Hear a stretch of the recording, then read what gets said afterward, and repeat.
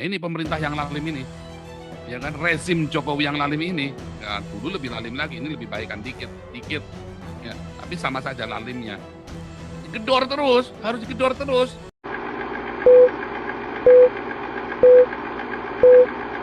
Dalam pendapat saya, dan itu yang sedang saya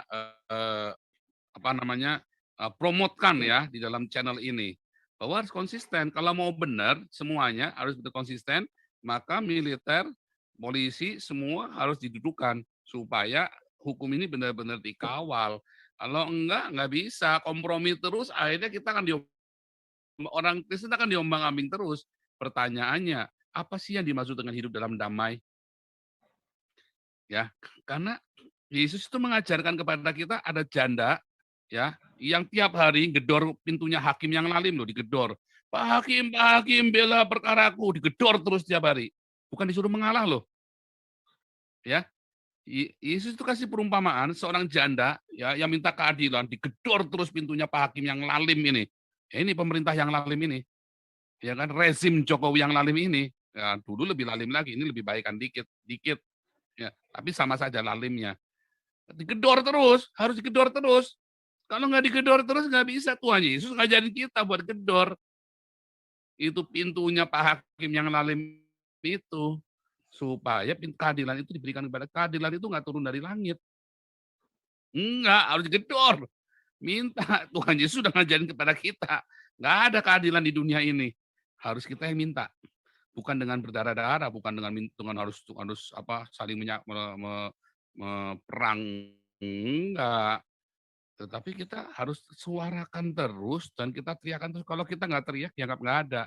Itu kemarin ya, Pak yang itu ya, uskup, pensiunan uskup emeritus itu ya, Jacques Galiot Jacques, ya kan? Saya lupa lagi cara bacanya itu. Saya kira begitu ya, itu yang kita mau, seperti seorang janda yang miskin yang meminta keadilan kepada hakim yang lalim itu. Itulah konteksnya. Ya, oke, ini Pak Kayan Pak dulu. Paul.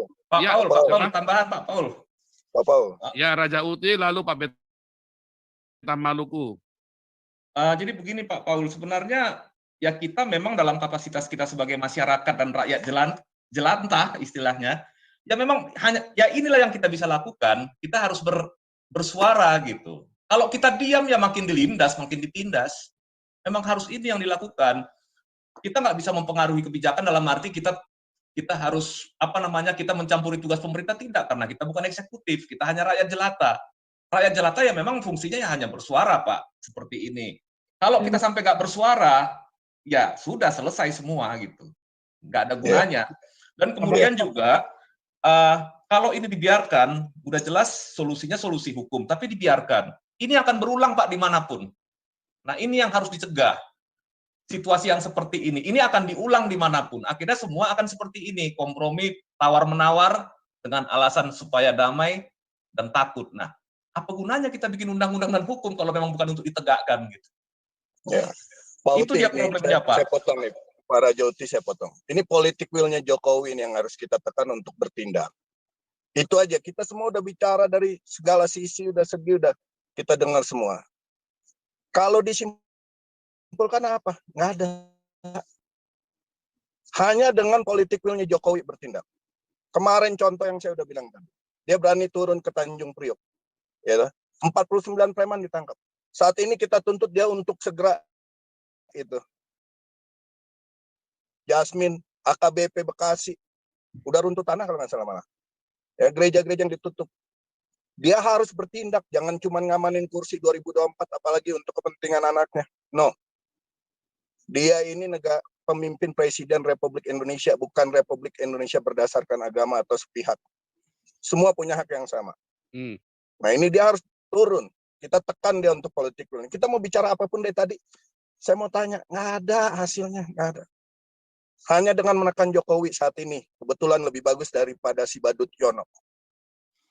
Jokowi masih punya harapan untuk kita bertindak. Itu aja. Turun, telepon Kapolri, Kapolri langsung selesaikan. Oh takut berdarah, ada polisi, ada tentara. Ya kan? Oh tidak, kita harus menghormati tempat kelahiran suci. Nggak ada hubungannya itu. Kita diseret-seret dengan diseret-seret dengan ketakutan yang nggak jelas. Kita bicara hukum, bicara hak, semua punya persamaan di mata hukum. Kenapa? Nah, jadi hanya dengan satu saat ini yang paling punya kuasa dan punya aparat di bawah kekuasaan dia yaitu presiden. Presiden harus bertindak.